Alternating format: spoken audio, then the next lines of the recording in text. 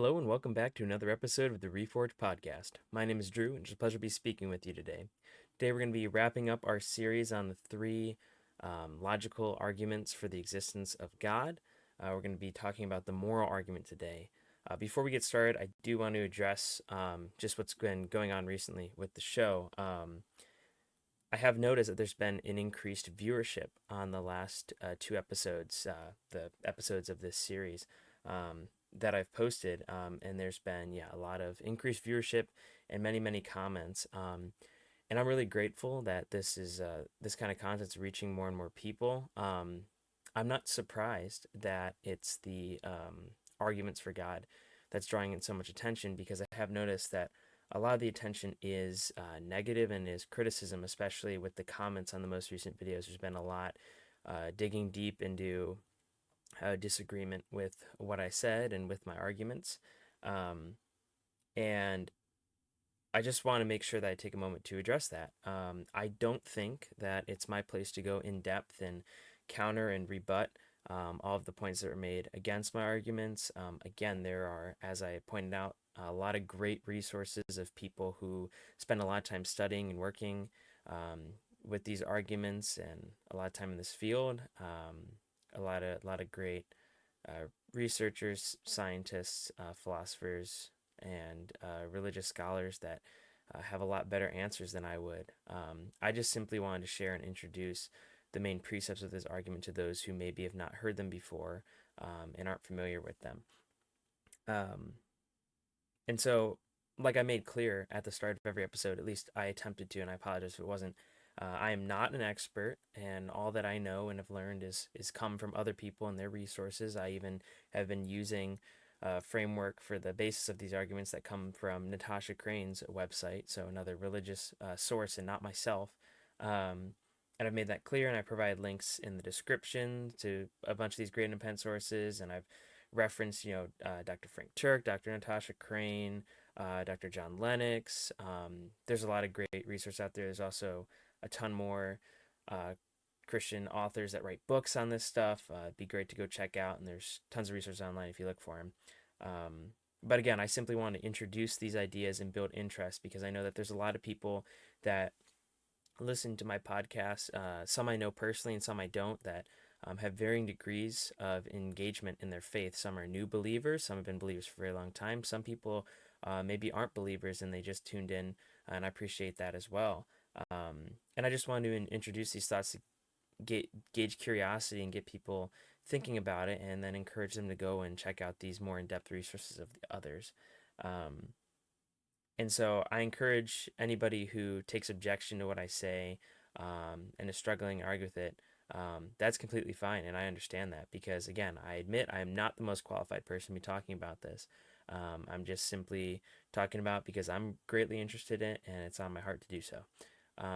But go check out those other resources to get your questions answered and go more in depth with that. I am not the person that is called to go into these comment sections and take the time, like I said, to rebut and try to argue and try to debate with the people that disagree with me. I'm not trying to push aside the significance of that. I'm not trying to dismiss the fact that people disagree. I know a lot of people do disagree, and I understand, resonate with that. And I appreciate that there are many people who disagree that took the time to listen to the whole episode and actually thoroughly note what they disagree with so I can look at that and take some time to think about that myself. So I actually appreciate that. Um, but I just want to take a moment to say the reason that I do this podcast, I do this Christian show, is because it's actually really spiritually fulfilling for me to take time to really think about what I believe and study the word and take time in prayer and talk about these spiritual topics in a podcast format. It's a way that God has really helped to deepen my faith. And again, it's spiritually filling to me as well. But also because I care about my friends and my family, those around me who know me, and I want to provide a resource to them for them to use and to experience God maybe in different ways than they have before, or sometimes cases the only way that they have so far. People who won't go to church, won't read a Bible, but they'll tune in to listen to me, and maybe that'll get them thinking. Um, and to reach, as it goes, just people out there who can be inspired by someone younger like myself who, again, doesn't have the largest platform or doesn't have the greatest experience or qualifications, but is really passionate about Jesus and God and what He's done in my life, and willing to share that and encourage others to find the same. I'm someone who believes in the significance of following Christ. I believe it is the only true religion. It's the only way to experience full life, and that there are consequences to not. That um, we live in a fallen, broken world, and we are broken, fallen people, and that although we are made in God's image and we are good for that reason, that our human nature, the nature of the flesh, the world that we live in, is a broken one, and it is not good, that inherently there's evil within it, and that those desires and those temptations need to be tamed and reined in, lest we turn to evil. And I believe that Christ is truly God, and that He came to offer us salvation from our mistakes, from our sins against God, and to reconcile our relationship with Him, and to give us tenets and guidance as to living our lives the way He intended, and to give us eternal life, the promise of eternal life after physical death with the Creator. And that's a really important, significant thing. And so I find it really important. And so, um, looking at the comments on my latest episode, um, I remember one of them saying something along the lines of, okay, you can believe that, but why should I care? And why should you care that other people believe this or know this? Like, why can't you just let us be? Um, and the reason that I care is because I believe that's significant. And not only that, but the same people that are asking me, why do I care that people know about Christ? Why do I care that people would become Christian? Those same people are in the comments trying to dismantle my arguments and present that to others so that they don't believe what I believe. If they truly didn't care what people believe, they wouldn't care what I'm saying. They wouldn't care what I'm talking about. They would just say, he's going to believe what he's going to believe, and other people are going to believe what they're going to believe too. But clearly, there are people out there who care that Christ isn't believed and that Christ isn't followed. And so I care that he is. I do want him to be followed. And I trust in God, and that's why I have this show. I say what I say is because of my trust in him, what he puts on my heart. I trust him. And I'll be honest, these past two episodes have been difficult because I have been speaking on ideas that, while I believe in fully, I can't always fully defend or explain in the best way. That's not necessarily my gift. The passion's there, but the knowledge isn't always there yet. But I didn't want that to prevent me from talking about this again in the way that I did, for the purpose I did, because that's what I felt I was called to do. And I trust, again, I trust in God, and that what I say is what I'm meant to say, and that it will reach who it's meant to reach and have the impact that it's meant to have, and that all good things will be done, and that His power will be made perfect even in my weakness. And that's all I really have to say on that. But I appreciate those of you who came back to watch this episode. I appreciate those of you who are invested in the Lord, and want to come and listen to this podcast, listen to these episodes. And I appreciate those of you who are patient with me and supportive of me. And I'm very grateful that I have the privilege and opportunity to talk about these things. So thank you. With that being said, I do want to get into the last component of this series, which will be the third argument, the moral argument for God. And so, like the first episode, just to touch on basically the two main points that fundamentally come of this argument.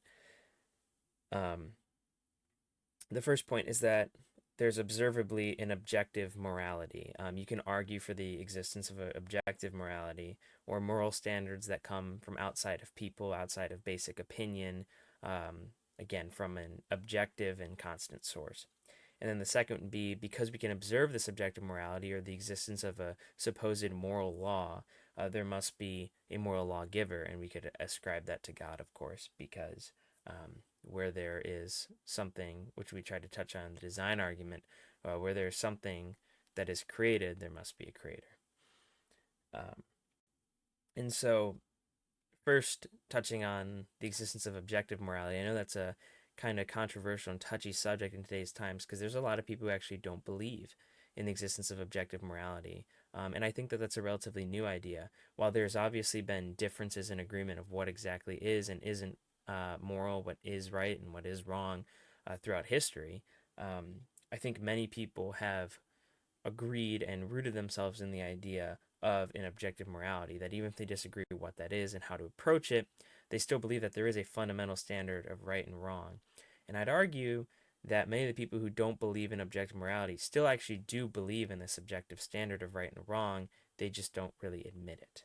And so I think the best way to tackle this, following what Natasha Crane on her website. Again, I'll link the article that I'm referencing for these notes in the description, but she said that there are kind of three major objections that people tend to have to this idea of objective morality, and so we'll touch on those.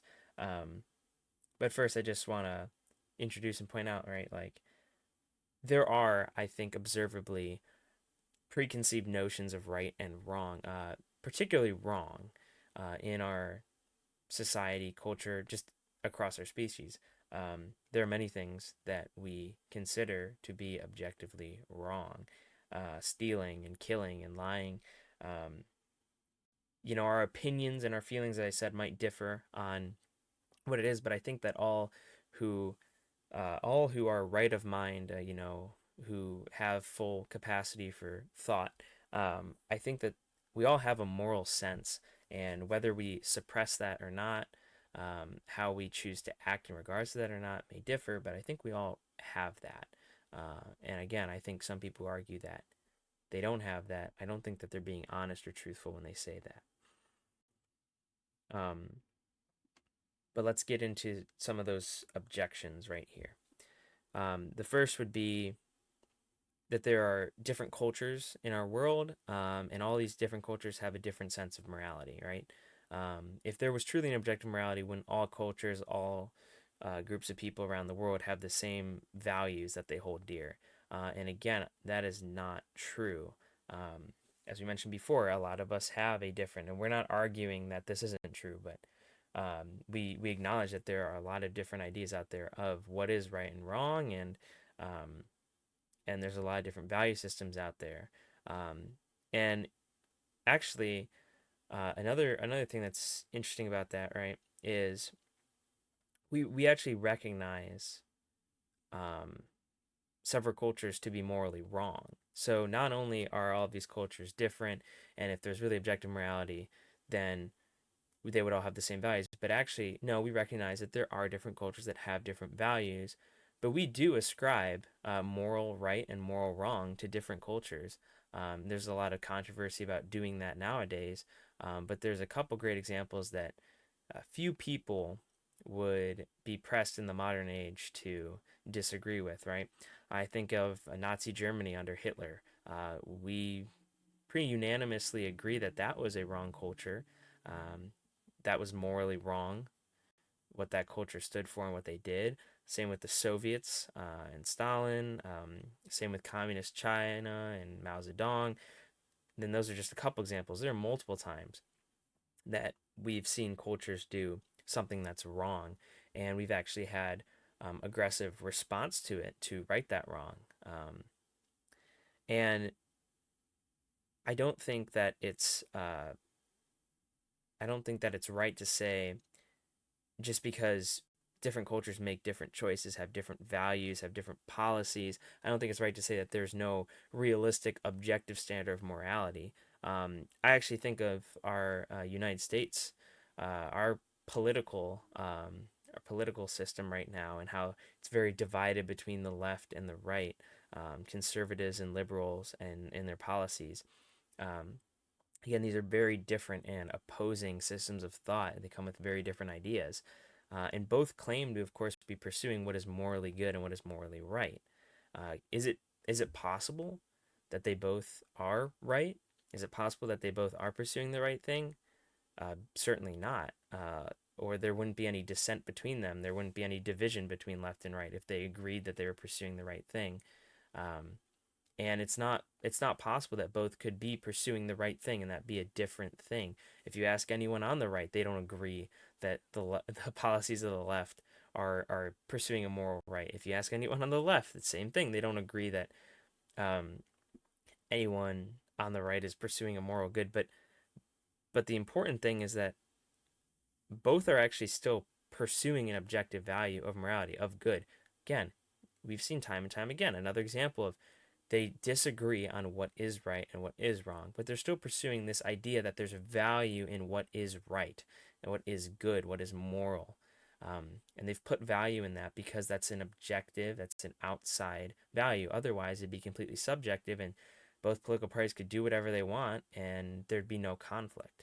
Um, but there's conflict because we're rallying against, hey, what do we think is good, and who do we think is and putting in the right policies that reflect that, and both cannot be right at the same time. And in fact, in many cases, both the right and the left can make the wrong decision. Even they can both be wrong in what they're pursuing. Um, but again, they're still pursuing the idea of good, and the subjective pursuits of the objective value of morality does not that does not mean that the objective value of morality does not exist. So that'd be the first objection. The second thing is that many people claim that morality is simply a social construct as defined by societies. Um, and the problem with that train of thought, if you just look at even on a surface level, is that that would mean that there couldn't be such a thing as an immoral society, because what a society decides would be inherently moral because they decide morality. And as we mentioned before, we know that there are immoral cultures and that we know that there are immoral societies. When you look at Nazi Germany, when you look at Soviet Russia, those are examples of immoral societies. Um, and I've heard this argument actually given before by a couple students in different debates I've seen. And something I noticed was that the idea of like what is society, what is the society that morality is being defined by, that group of people, when people are arguing in favor of social morality, it's redefined and restructured several times throughout the argument, because you can't just pick one group and say that that's objectively always right, because of course we know that there's been a lot of evil and immoral things done by all of the cultures and all the societies in the world, even America, right? We've had things that we've done wrong, and uh, thankfully we've rectified, recognized, and tried to make right a lot of those things. But that doesn't mean that we're perfect and have no flaws. Um, and so, if you've got someone saying, well, it's collective society, it's what the majority of people think. Well, if you go back in time, majority of people thought that slavery was right. And if you say it's the Western society is the standard of like civilized people, and you say that that's where the society is and where morality comes from, well, that group of people believe that slavery was right. And if you asked anyone now, they'd say slavery was wrong, and it was. And now our society recognizes it, but it didn't back then. And so was society being immoral back then because it was doing an immoral thing? Logically, yes. If a society does an immoral thing, it is immoral. But if you're saying that morality comes from a society, then you can't judge the actions of society. So you can't say that slavery was immoral. And of course, we know that, we feel that, going back to that sense of morality that's written on our hearts, we know that slavery was wrong. And that doesn't mean that there aren't people who disagree, but we do inherently know slavery was wrong. And so then we have to restructure. Well, society was wrong then, but it was a different group of people. It was like just the people who thought slavery was wrong, and then that grew back out, and that just doesn't work, because now not only do you say that society defines morality, but you're saying that what is society? You said that there's an idea of society out there that you're treating like is the objective source of morality, because other societies don't count as the society that's judging morality, that they can do wrong, right? It's like you're saying like society is the world besides Nazi Germany during World War II, and I guess mixed bag on Soviet Russia, right? And other German allies. But you're saying society is the group that isn't with Hitler, but I mean, of course, Germany is still a society, whether you agree with them or not. Like, it's still a society, it's still a group of people with a set of values that is doing something and coming together for a goal. And so, say that that society doesn't count, you're treating the other society as the objective truth. If you're saying that this society is the good value, you're saying this objectively is better, like this group, what they stand for is better than the other group, than Nazi Germany. And I'd agree, you're right. But the problem is, then you can take that same group of people and divide them further and say, well, actually, now afterwards, we have some of these groups of people that are communists and some that are obviously based in freedom and democracy. And so then you had more conflict there, where the Soviets were allies at a point during World War II, and then after, the U.S. and Soviet Union had a really tense situation. And so, like, it's not a concrete thing. And so, really, you're saying that morality is subjective to whatever group you happen to find yourself in. If you want to be on the right side of history and you think whatever that you believe in is right, or whatever a certain group of people is, but that group of people can be different. Um, I guess what I'm kind of getting at is that in that case, right, there is an objective morality, but then morality doesn't really work as you see because there's no definite standard. So, in other words, what is the actual point or value of morality? If morality is supposed to be a value of goodness that we all pursue and seek, then how can that be a fluid concept, a changing idea?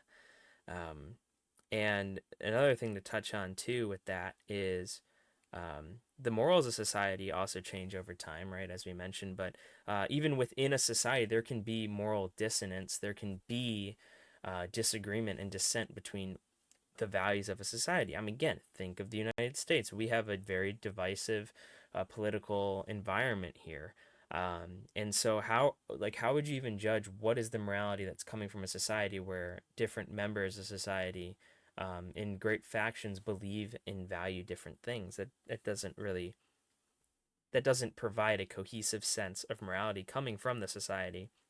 It would also mean that if society is always, if morality comes from society, so society is always moral, then there couldn't be any critique or disagreement within a society, which, of course, that's not what we've observed either, because I live in America and I can disagree with things the American government does all the time, and I do.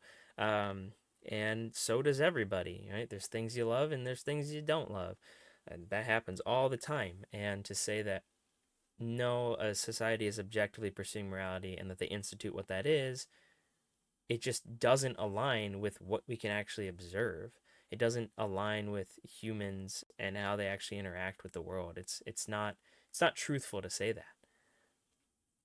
And that kind of almost gets into the third objection, which would be the idea of moral relativism, which again, referencing how many people don't believe in objective morality, a lot of people are taking this as the alternative. They believe in moral relativism, which is this idea that morality is completely subjective, which is kind of what we were getting at with that dismantling of the objections to objective morality is like, well, then you have to be in a place where you've devalued morality into a subjective thing.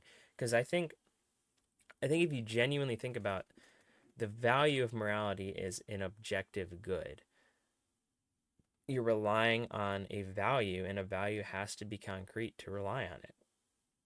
And that makes sense when aligned with objective morality, but with relativism and moral relativity, and it's just a matter of subjective personal opinion, it loses a lot of its point.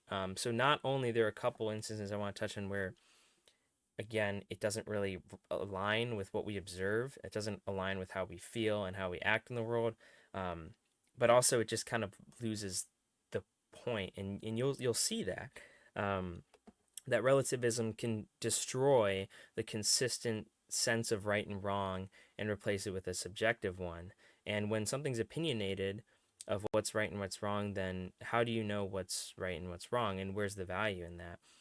Because you can argue then if there's subjective morality, then nothing is really wrong because if your morality is subjective to what you do and what you think is right and wrong, and you just judge it completely by yourself, then you can do all kinds of things that are actually immoral, but you can say that they're right. You can go steal a car and you can say, I don't believe that was morally wrong.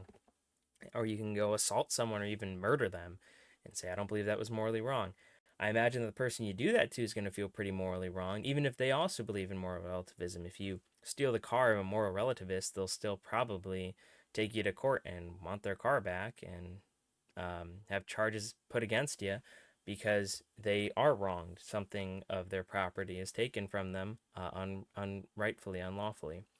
And so how would we if how would we judge that? How would we have law if there's no moral basis? Because if you really honestly ask yourself, like, do we have laws against stealing just because? No, we have laws against stealing because stealing is wrong, and we know that. And it's something that you don't even have to explain. It's just something is that stealing is wrong, and that's something we've recognized. So I don't see how you could really realistically argue and live out a life of moral relativity. Not only that, but if we go to the idea that there is no morality towards actions, then really objectively you couldn't judge by any standard that there is a moral difference between someone like Mother Teresa and someone like Hitler, between someone like Martin Luther King and someone like Stalin. Like you can't judge the goodness of people against the evil of people.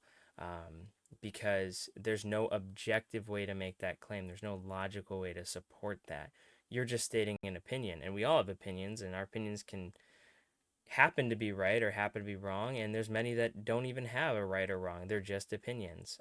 Nobody cares if I like French fries or not. There's no actual moral value to that statement, but I can have that opinion. And if you take away objective morality, then you make, I don't think you should kill people without cause. In other words, I don't think you should murder people. You give that, you diminish that to the same value as a statement like, I like McDonald's more than Wendy's or something. Like, um, you just take away all of the actual meaning and depth and value behind that statement. And then another thing is,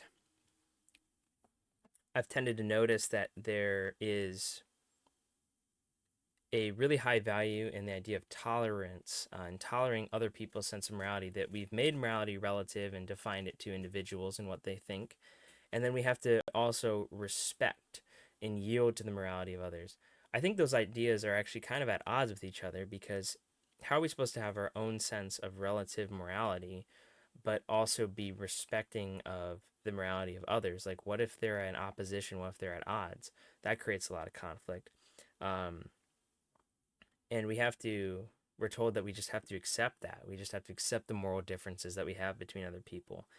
But the thing about that is that if we have an obligation, right? If it's, first of all, let me point this out. If it's considered right to be tolerating of other people's sense of morality, you're arguing that objectively all of us have to. We have a moral obligation, and it is right for us to be tolerant of other people's senses of right and wrong.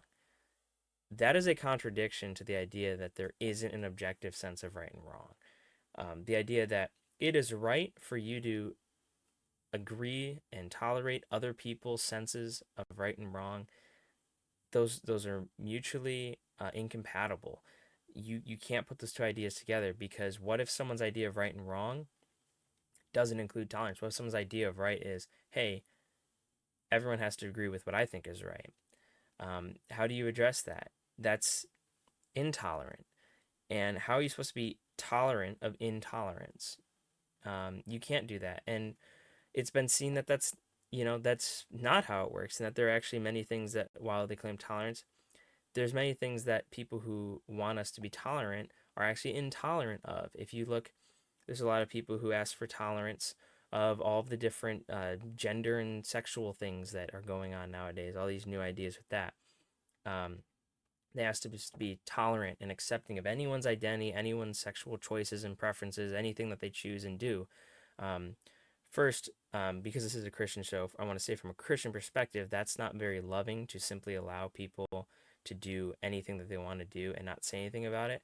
Um, to be tolerant is not necessarily to be loving, because there are many things that we can desire and that we can want and that we can value that are not good, that are wrong and lead to evil. Um, and as Christians, we need to advocate for what is moral and right and good. And if we're truly loving and caring about people that have those ideas, those points of view, we would be letting them know that, hey, this is a conflict here. But outside of the Christian side of it, um, we've observed that while they're tolerant of everything that's new and different like that, um, it's that group of people is not very tolerant of people who have more traditional beliefs about marriage, and about the family structure, and about traditional values.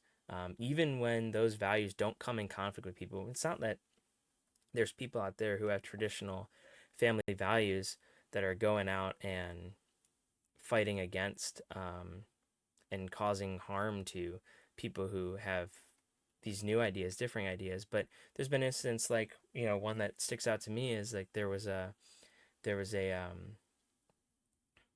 wedding cake maker, that was asked to make a cake for a gay wedding, and they declined. They didn't want to do that because that's against their own values. And so it's not that they said anything rude or offensive. It's not that they caused any problem or caused any harm. They just simply refused to act in a way that goes against their beliefs, and they should be entitled and have every right to do that. In fact, they do have every right to do that. Um, but unfortunately, the law did not recognize that right, and there was a fine and a conflict with that. Um, and so clearly, there is intolerance. There's not always tolerance. Um, Tolerance is just a guise to say you have to agree with me in this vast umbrella of things that I'm okay with, and because it's so vast and because it's so different, um, we can just hide under this umbrella and say it's tolerance. But um, even those people are fighting objective morality because objective morality, as many traditional people with traditional values believe, and of course Christians fall into this group, many believe that the objective morality comes from God and comes from a source outside themselves, and so they have a very similar sense of morality that they try to pursue. Um, that's in conflict with the ideas of what these other people desire and want to do, and so that's what they fight against. Is we can't fight against why you have your own sense of morality, um, but we'll fight against the fact that you believe that it's objective and true. um, and so I don't want to get off on a tangent with that, but essentially we can't have a moral obligation unless there's objective morality. And so not only does the moral obligation of tolerance come into conflict with the idea of subjective morality, but also fundamentally can't exist without the idea of an objective morality. So there's a kind of a double-edged sword there, two conflicts there.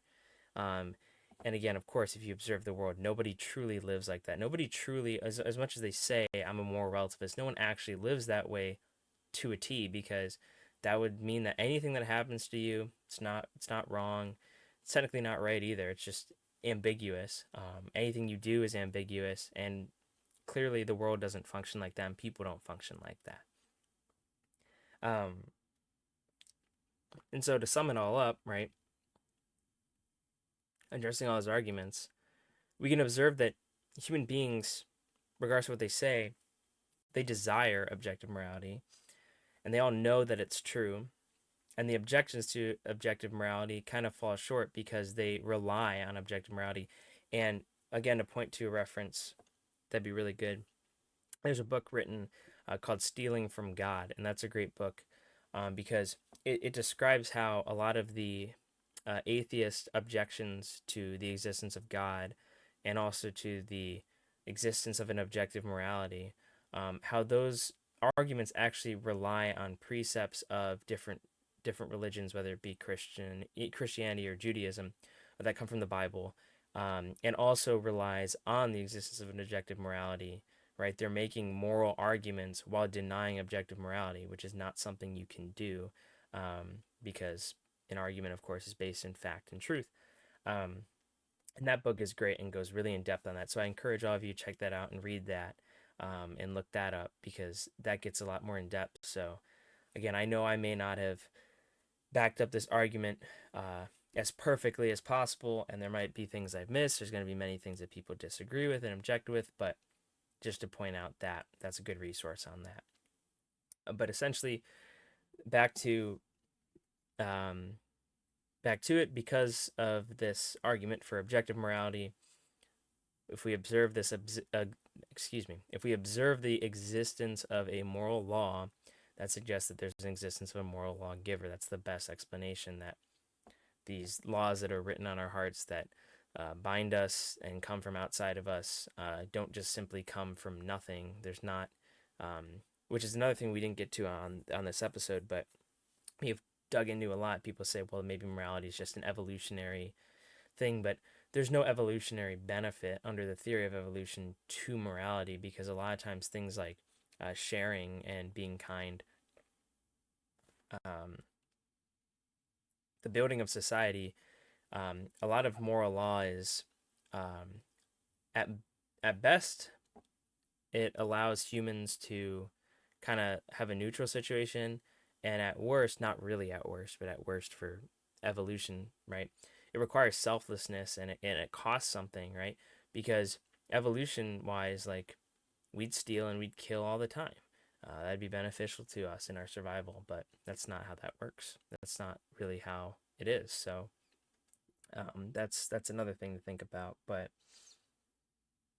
um, the existence of these objective moral laws implies an objective moral lawgiver, because obviously the sense of morality is supposed to come from something because it's definable. It has parameters. It's not just ambiguous. And the existence of objective morality is, I think, better explained by saying there is the existence of a God who is a lawgiver who created this morality, than just saying morality simply exists as a construct and it's kind of undefinable.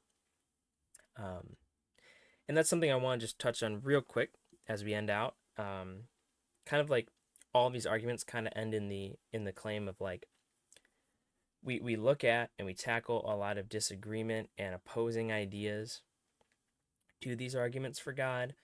So we essentially try to show the faults in the arguments against God, to say there's not really good, strong arguments against the existence of God.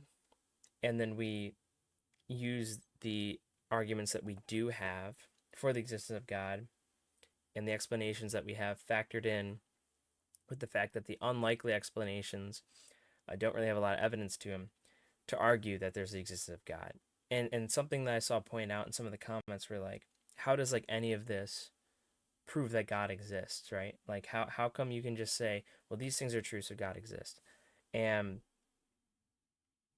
I'm sure there's people who can give a more satisfying answer, because I know this answer doesn't sound very satisfying, but because it's the most likely thing. Our definition of what God is, we don't even have to go in depth, like I said, about which God it is, the Christian God, but just the logical conclusions of the arguments we've been following suggest and form this picture, this idea of a being that can create, of a being that has unchanging and constant characteristics, of a being who's intelligent and intentional in design. And that idea is God. I think too many people jump the gun and say, well, you didn't really explain why the Christian God, you didn't explain why Jesus is real because of this. And I didn't do that. And I wasn't trying to do that. The point of these arguments is to say, here's what we can observe, here's what's real, here's what's arguably real, arguably true in our world. And in some cases, inarguably, some things that are just objectively true and that we all agree upon. Here's some things we observed in the universe, in the world. Here's some things we've observed, and here are some explanations people have offered for him that don't really make sense. Here's the suggestion that it's just coincidental, which statistically is super improbable and defies all the science that we do. And then here's what we can observe both from what we can see in front of us, from what we know, and also from what we don't know.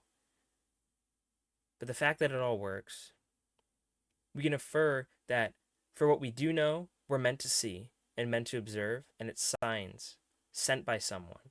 And for what we don't know and we don't understand, yet everything still works, that there's somebody who is in control of those things, who does know those things we don't know. And that's God. That's the idea of what God is. God, a being outside of space, outside of time, outside of our universe, who created our universe, who defined our universe, who still exists within our universe, who still matters within our universe.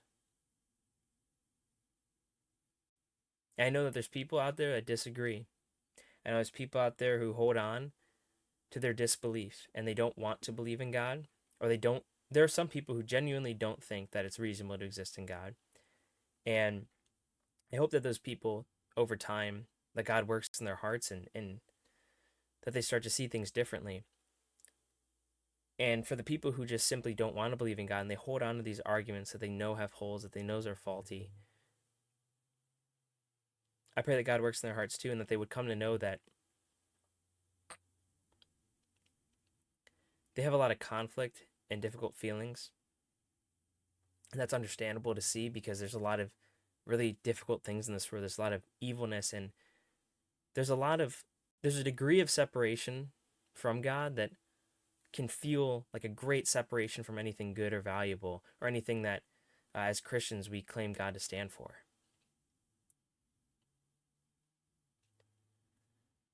But I want to assure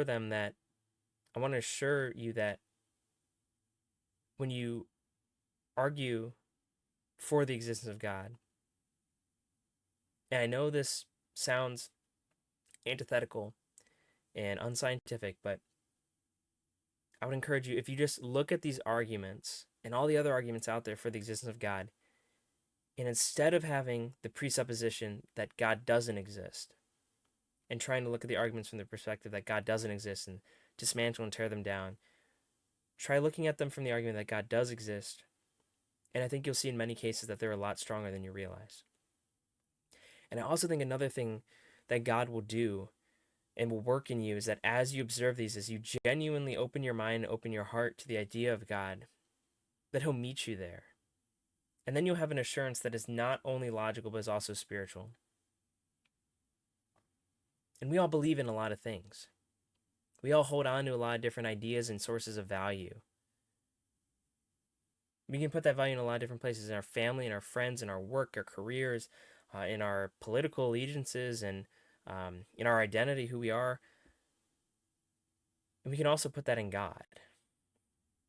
And when we try to put that in God, we align the spiritual with what the spiritual was meant to be. We align the soul with what the soul was meant for, which was to connect with our Creator. And when we do that too, it strengthens our logic, it strengthens our mind so that we can observe in the world around us fundamentally and factually that God is among us, God is with us. And so I encourage you, if you haven't ever done that before, if you haven't ever taken that approach, if you haven't ever read these arguments or even read the Bible with the intention of seeing if it's true, not with the intention of coming and disagreeing and saying, maybe this will change my mind, but I've got my ideas and objections and I'm going to fight this. I'm not saying don't think about it, don't consider what you read. It's important that you do. You can't truly come to know God without thinking and without conflict and without struggle. But I want to recommend that you try to believe it, that you try to see the value in it, that you don't dismiss it, because I think God has a lot in store for those who come with an open heart. And it's not always going to be easy, but I think that there's a lot of value to doing that, and I pray that you would do that today. So my prayer for everyone after listening to this show is that they would take some time in prayer and think about what they believe and why they believe it. For those of you who do believe in God, that you would thank God for the opportunity to observe Him in His creation and for all that He's done for you and how present He's been in your life. And for those who don't, I'd encourage you to pray too and just ask that He reveal Himself, and to do that genuinely and to seek Him out, because those who seek him will find him. And there's a lot of good that he wants to do in your life and through your life if you allow him to. So thank you for listening to today's episode. If you have any prayer requests, please leave them in the comment section of either the YouTube or the Spotify show. With the recent comment activity, I'll try to make sure that I find them when I look through them. If I miss it, I apologize. Always feel free to re-up it, and I'll be happy to be praying for you. And then also, please be sharing this episode and any other episodes of the show that you found impactful. Be sharing that with your friends and your family, coworkers, people that you think would benefit from hearing it. The growth of this show and who God wants to reach with it is dependent on you guys and sharing it. And so I appreciate all that you do in that regard. And thank you for your continued support. I'm glad that I've been able to do this series. And it's been really beneficial for me to go over and share some of the things that I'm passionate about with apologetics. And I appreciate, again, your patience and the times that I don't do a perfect job of representing it. I encourage you to go through and find all the resources that I've mentioned if you're interested and want to learn more about those things. And hopefully one day you'll be able to share with those around you apologetics in a similar way. So thank you so much for watching this episode. I pray that you have a blessed week, and remember, as iron sharpens iron, so one man sharpens another.